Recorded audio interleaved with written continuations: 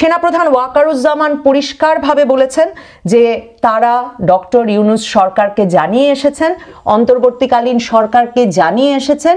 যে রাষ্ট্রের অত্যন্ত গুরুত্বপূর্ণ স্পর্শকাতর সকল বিষয়ে অন্তর্বর্তীকালীন সরকার যে সশস্ত্র বাহিনীকে অন্ধকারে রেখে বিভিন্ন সিদ্ধান্ত নিচ্ছেন তা যেমন গ্রহণযোগ্য নয়, তা যেমন বরদাস্ত করা হবে না, ঠিক তেমনি রাষ্ট্র কোন পথে পরিচালিত হবে, দেশ কি কি গুরুত্বপূর্ণ সিদ্ধান্ত নেবে তা একমাত্র নির্বাচিত সরকার নিতে পারে, একটা অনির্বাচিত প্রশাসন নয়। এবং সেনাপ্রধান আবারও আজকের দরবারে স্পষ্টত বলেছেন যে সশস্ত্র বাহিনী চায় ডিসেম্বরের মধ্যে নির্বাচন অনুষ্ঠিত হবে। বাংলাদেশের সেনাপ্রধান ওয়াকারুজ্জামান আজ সেনা কর্মকর্তাদের সঙ্গে তাঁর দরবারে পরিষ্কার স্পষ্ট ভাষায় সেনা কর্মকর্তাদের সাথে জানিয়ে দিয়েছেন দ্ব্যর্থহীন কণ্ঠে যে বাংলাদেশ সরকারের কোনো রকম করিডর দেওয়ার পরিকল্পনা, রাখাইন রাজ্যের সঙ্গে মানবিক সামরিক কোনো করিডর দেওয়ার পরিকল্পনা বা ভাবনা মেনে নেবে না বাংলাদেশ সেনাবাহিনী। এবং সে সময় তিনি, আমার সূত্র বলছে, তিনি উল্লেখ করেছেন যে কোনো রকম Notion of a bloody corridor মেনে নেবে না সেনাবাহিনী। মানে ব্লাডি শব্দটা যখন ব্যবহৃত হয়, একদিকে তো আমরা লিটারেলি মানে একেবারে শব্দার্থ ধরে করিডরের এই আইডিয়াকে, এই ভাবনাকে সেনাপ্রধান রক্তক্ষয়ী বা অনেক রক্তপাত সৃষ্টি করবে এরকম করেও অনুবাদ করতে পারি, কিন্তু ব্রিটিশ ইংরেজিতে সাধারণত কথ্য ভাষায় ব্লাডি শব্দটি যখন কোনো শব্দের আগে ব্যবহৃত হয়, বুঝতে হবে যিনি বলছেন তিনি ক্ষুব্ধ, রাগান্বিত এবং তিনি এই বিষয়টিকে ভীষণভাবে বিরক্তিকর এবং ফালতু একটা আইডিয়া বলে মনে করেন। মানে ব্লাডি করিডর হিসেবে উল্লেখ করে স্পষ্ট ভাষায় সেনাপ্রধান জানিয়ে দিয়েছেন সরকারের এরকম কোনো পরিকল্পনার সাথে বাংলাদেশের সেনাবাহিনী থাকবে না। গতকাল অর্থাৎ মঙ্গলবার প্রধান উপদেষ্টার কার্যালয়ে তিন বাহিনী প্রধানের যে একটা বৈঠক হলো, যে বৈঠকটি নাকি ঢাকার আইন শৃঙ্খলা পরিস্থিতি সম্পর্কে হয়েছে বলে প্রধান উপদেষ্টার দফতরের প্রেস উইং থেকে পরবর্তীতে সংবাদ মাধ্যমকে জানানো হলো, আমার মনে হয় আমরা যেমন কেউ বিশ্বাস করিনি সেটা শুধুই ঢাকা শহর বা দেশের আইন শৃঙ্খলা পরিস্থিতি নিয়ে ছিল, কারণ এমনকি পুলিশ সহ আইন শৃঙ্খলা রক্ষাকারী বাহিনীর অন্য কোনো বাহিনীর প্রতিনিধিকে বা প্রধানদেরকে সেই বৈঠকে দেখা যায়নি। আমরা যেমন সেটা বিশ্বাস করি না, আমার মনে হয় সচেতন পাঠকও লক্ষ্য করেছেন এবং ভেবেছেন যে দেশের আইন শৃঙ্খলা পরিস্থিতি নিয়ে তিন বাহিনী প্রধানের সঙ্গে এই বৈঠকে কেন জাতীয় নিরাপত্তা উপদেষ্টা খলিলুর রহমান এবং পররাষ্ট্র উপদেষ্টা তৌহিদ হোসেন উপস্থিত হলেন। আসলে যমুনায় তিন বাহিনী প্রধান যে গতকাল প্রধান উপদেষ্টা ডক্টর মোহাম্মদ ইউনূসের সঙ্গে দেখা করতে গিয়েছিলেন, তারা এই বার্তাটি আজকের দরবারের আগে প্রধান উপদেষ্টাকে স্পষ্টভাবে দিয়ে আসতে গিয়েছিলেন যে কোনোভাবেই বাংলাদেশের সশস্ত্র বাহিনী ডক্টর ইউনূসের কোনো করিডর দেওয়ার পরিকল্পনার সঙ্গে একমত নয় এবং তারা কোনোভাবেই তাতে যুক্ত হবে না। মানে সেটা জাতিসংঘের দাবি বা আবদার অনুযায়ী মানবিক করিডরই হোক, আর আমেরিকার আবদার বা নির্দেশনা অনুযায়ী সামরিক করিডর বা আরাকান আর্মিকে সহায়তার জন্য রসদের চ্যানেল তৈরি হোক, কোনো রকম কোনো করিডরে সামরিক বাহিনী, সশস্ত্র বাহিনী কোনোভাবে যুক্ত হবে না এবং তারা এই পরিকল্পনা অনুমোদন করে না। ডক্টর মোহাম্মদ ইউনূস সরকার শুধু যে সেনা প্রধানকে না জানিয়ে জাতীয় নিরাপত্তা উপদেষ্টা পদে খলিলুর রহমানকে মার্কিন যুক্তরাষ্ট্র থেকে উড়িয়ে এনে বসিয়ে দিয়েছিলেন তাই নয়, গত কয়েক মাস ধরে ডক্টর মোহাম্মদ ইউনূস সরকার খলিলুর রহমানের নেতৃত্বে আর প্রধান উপদেষ্টার দপ্তরে সশস্ত্র বাহিনীর যে প্রিন্সিপাল স্টাফ অফিসার বসেন জেনারেল কামরুল হাসান, এই দুজনের নেতৃত্বে কিভাবে এই মানবিক করিডর চালু করা যায় আর মার্কিন যুক্তরাষ্ট্রের নির্দেশনা অনুযায়ী পরামর্শক্রমে কি করে আরাকান আর্মির জন্য রসদের চ্যানেল তৈরি করা যায় সেই বিষয়ে কাজ করছিলেন। সেনাপ্রধান এতে এতটাই ক্ষুব্ধ হয়েছিলেন, একে দেশের জাতীয় নিরাপত্তা উপদেষ্টা নিয়োগ করে দেওয়া হয়েছে, সশস্ত্র বাহিনী কিছু জানে না, আর অন্যদিকে দেখুন সশস্ত্র বাহিনী প্রধানদের সহ মানে সশস্ত্র বাহিনীর নিয়ম কাঠামো কিছু না মেনে ডক্টর ইউনূস ভেবেছেন তিনি যমুনায় বসে তার অফিসে যে সশস্ত্র বাহিনীর প্রিন্সিপাল স্টাফ অফিসার আছে কামরুল হাসান,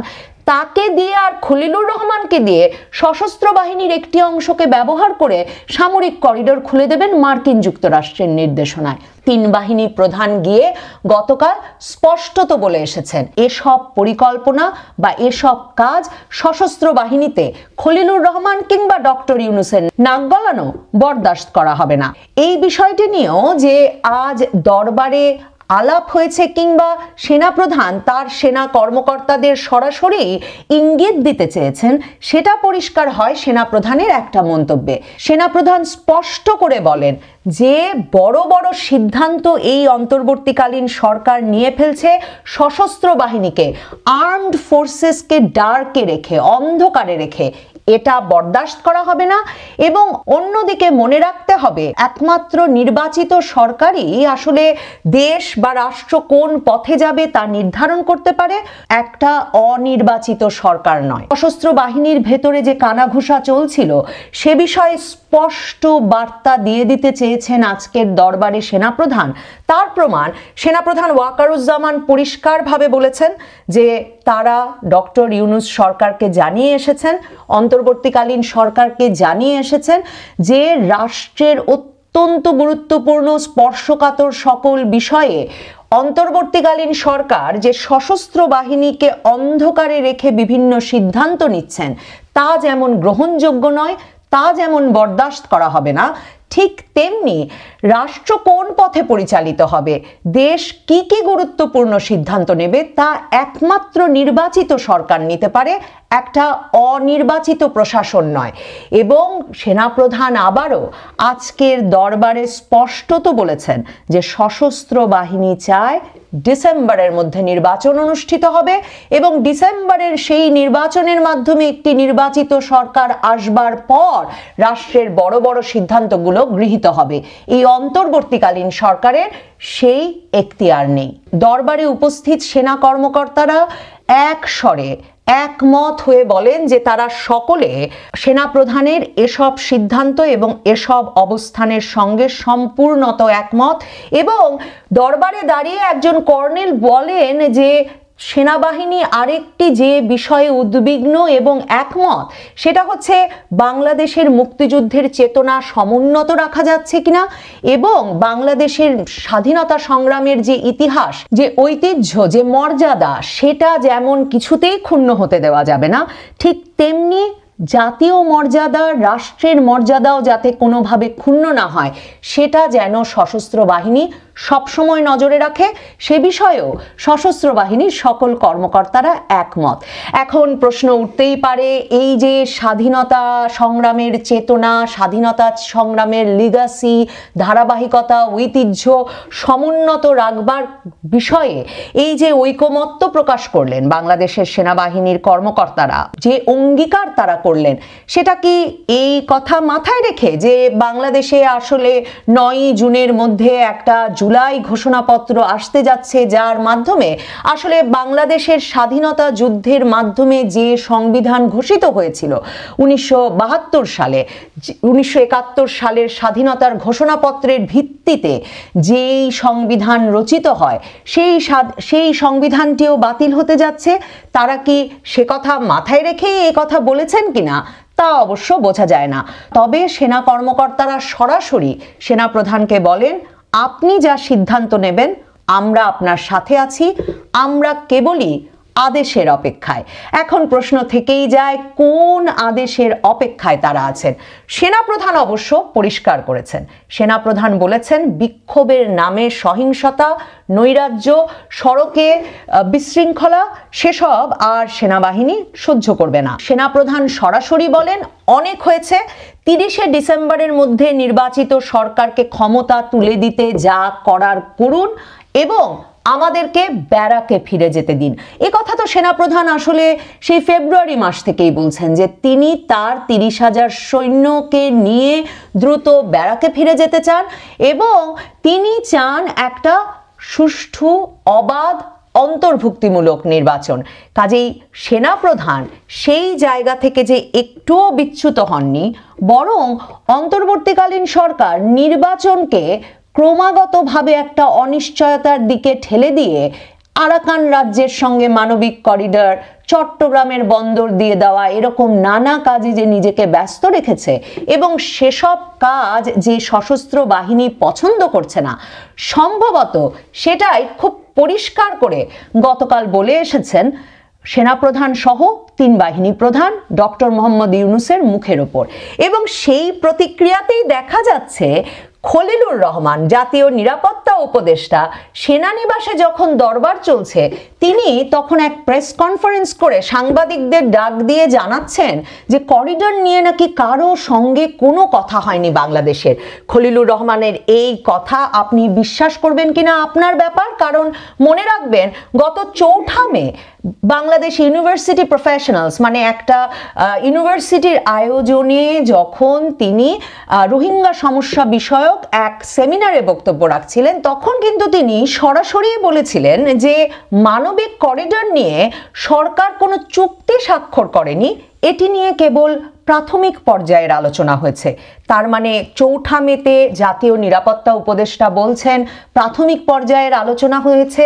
আর আজ 21শে মেতে এসে তিনি বলছেন যে সরকার কারো সঙ্গে কোনো আলোচনা করেনি মানবিক করিডর বিষয়ে। কাজেই জাতীয় নিরাপত্তা উপদেষ্টার এই কথা কতটুকু বিশ্বাসযোগ্য সেটা বিবেচনায় রেখে আরেকটি বিষয়ে দৃষ্টি আকর্ষণ করতে চাই। খলিলুর রহমান আজ সংবাদ সম্মেলনে আরেকটা কথা বলেন যে করিডোর ব্যবস্থাটি বুঝতে হবে। করিডোর হচ্ছে একটা জরুরি সময়ে দুর্যোগপূর্ণ জায়গা থেকে মানুষকে সরিয়ে নেওয়ার ব্যবস্থা। আমরা এখানে কাউকে সরাচ্ছি না। আরাকানের যে অবস্থা তাতে করিডোরের প্রয়োজন নেই, যে প্রয়োজনীয়তা আছে সেটা হলো ত্রাণ পৌঁছে দেওয়া। আরে আমরা কবে বললাম যে করিডর দিয়ে তারা একদল লোককে অন্যদিকে নেবেন? মানে মানবিক করিডরের এই সংজ্ঞা খলিলুর রহমান কোথায় পেলেন? মানে এই যে এই সরকারের কর্তা ব্যক্তিদের ধারণা যে আমরা আর কেউ কোনো পড়ালেখা জানি না, পৃথিবীর কোথায় কি ঘটেছে আমরা জানি না, এমনকি আমরা একটু গুগলও করতে পারি না, ইংরেজিও পড়তে পারি না। ঠিক যেমন তারা ভাবেন যে সেনাপ্রধানকে কিছু না বলেই করিডর, এমনকি সামরিক করিডরের পরিকল্পনাও তাদের পক্ষে করে ফেলা সম্ভব, ঠিক তেমনি খলিলুর রহমান আজ এক ঘর সাংবাদিকদের সামনে বলে এলেন মানবিক করিডর ব্যবস্থাটা নাকি, আমাদের করিডর বলতে নাকি বোঝায় যেখান থেকে মানুষ সরিয়ে নেওয়ার ব্যবস্থা করা হচ্ছে। আর তারপর তিনি বললেন এখন তারা কাউকে সরাচ্ছেন না, তারা ওই এলাকায় প্রয়োজন ত্রাণ পৌঁছে দেওয়া। জাতিসংঘ তো ত্রাণ পৌঁছে দেওয়ার নামেই বাংলাদেশের কাছে করিডর চেয়েছে, এবং সে কথা যখন ফেব্রুয়ারি মাস থেকে এই নবনীতা চৌধুরীর বয়ানেও নানা সূত্র থেকে আপনাদের সামনে তুলে ধরতে থাকলাম যে বাংলাদেশ এই নিয়ে আলাপ করছে, এদিকে আগাচ্ছে, এবং পৃথিবীর কোথাও মানবিক করিডর শেষ পর্যন্ত তার নিরাপত্তা ধরে রাখতে পারেনি। শেষ পর্যন্ত ওই করিডর দিয়ে শুধু ত্রাণ যায়নি, মাদক গেছে, অস্ত্র গেছে, এমনকি সশস্ত্র যোদ্ধা এপাশ ওপাশ হয়েছে। এই সব আশঙ্কার কথা যখন পৃথিবীর কোন দেশে কি হয়েছে সেসব উদাহরণ তুলে ধরে এই নবনীতা চৌধুরীর বয়ানে নিয়মিত আলাপ করছি, তখন লক্ষ্য করা অত্যন্ত গুরুত্বপূর্ণ যে প্রথম বাংলাদেশের সংবাদ মাধ্যমের সামনে এপ্রিল মাসের শেষে পররাষ্ট্র উপদেষ্টা তৌহিদ হোসেন হঠাৎ করেই কিন্তু বলে দিলেন যে বাংলাদেশ মানবিক করিডর দেওয়ার ব্যাপারে নীতিগত সিদ্ধান্ত নিয়েছে। পররাষ্ট্র উপদেষ্টাও মন্ত্রী, জাতীয় নিরাপত্তা উপদেষ্টা হিসেবে খলিলুর রহমানও আছেন মন্ত্রী পদমর্যাদায়। তাহলে কি পররাষ্ট্র উপদেষ্টা না জেনেই বলে দিয়েছিলেন সংবাদ মাধ্যমকে যে মানবিক করিডোর দেওয়ার নীতিগত সিদ্ধান্ত হয়েছে? দেখুন, পররাষ্ট্র উপদেষ্টা তৌহিদ হোসেন এ কথা না জানালে এখন পর্যন্ত যখন খলিলুর রহমান লেফটেন্যান্ট জেনারেল কামরুল হাসানের সঙ্গে মিলে ডক্টর ইউনূসের পরামর্শে মানবিক করিডোর, সামরিক করিডোর সবকিছু দেওয়ার কার্যক্রম চালিয়ে যাচ্ছিলেন, তখনও এটা বলবার বা এটা ভাববার সুযোগ থেকে যেত যে খবর হয়তো মিথ্যে, ওইদিকে তলে তলে এই খলিলুর রহমান, কামরুল হাসানরা পুরো কাজটি বাস্তবায়নে এগিয়ে যেতেন। এই কথা বুঝেই কিন্তু পররাষ্ট্র উপদেষ্টা তৌহিদ হোসেন তখন এপ্রিলের শেষে সংবাদ মাধ্যমের সামনে বলে দেন যে মানবিক করিডোর দেওয়ার নীতিগত সিদ্ধান্ত নিয়ে ফেলেছে সরকার। তারপর থেকেই রাজনৈতিক দলগুলো এবং সংবাদ মাধ্যম লেখালেখি শুরু করে মানবিক করিডোর দেওয়ার নিরাপত্তা ঝুঁকি সম্পর্কে, যার প্রেক্ষিতে সেনা প্রধান, নৌবাহিনী প্রধান, বিমান বাহিনী প্রধান গতকাল গিয়ে জানিয়ে এলেন সকল খোঁজখবর নিয়ে যে এমন কোনো পরিকল্পনা সশস্ত্র বাহিনীকে এড়িয়ে গিয়ে চলবে না। এই ধরনের কোনো করিডোর দেওয়ার পরিকল্পনা, ভাবনা, বাস্তবায়ন অ্যাপ্রুভ করে না, অনুমোদন করে না বাংলাদেশের সশস্ত্র বাহিনী। সেই প্রেক্ষিতেই গতকালের বৈঠকে দেখুন জাতীয় নিরাপত্তা উপদেষ্টার সঙ্গে পররাষ্ট্র উপদেষ্টা তৌহিদ হোসেন